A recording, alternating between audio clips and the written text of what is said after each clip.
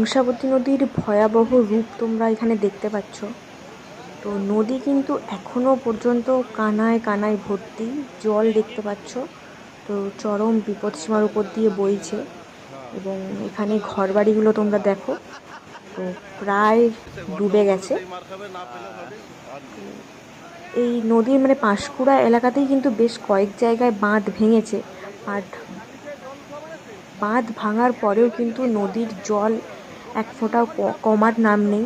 নদীর জল তোমরা দেখতে পাচ্ছ, একদম নদী ভর্তি ফুল এবং কীরকম স্রোতে জল বয়ে যাচ্ছে।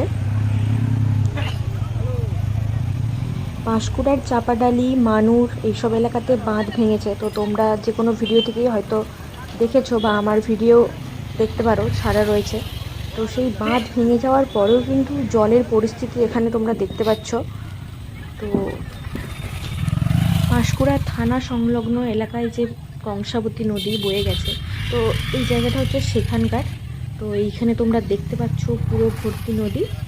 আর এই থানা এলাকায় পরিস্থিতি মোকাবিলা করার জন্য তো এখানে তোমরা দেখতে পাচ্ছ যে রাস্তার ওপরে বেশ অনেকগুলো ধাপি করে বস্তা দেওয়া হয়েছে, যার জন্য জল কিন্তু এখানে আটকে গেছে, রাস্তা টপকে আসছে না, না হলে কিন্তু বিপদ আরও বাড়তো পাঁশকুড়া এলাকাতে।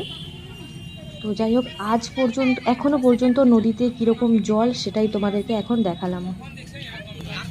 এমনকি আজ রাতেও কিন্তু জল ছাড়ার কথা রয়েছে ব্যারেজ থেকে। তো জানি না কতটা কি ছাড়া হবে, বাট সবাই সাবধানে থাকুন, সতর্ক থাকুন, সুস্থ থাকুন। তো এখানে পরিস্থিতি তোমরা দেখলে, তো রাতটা দেখা যাক কী হয়।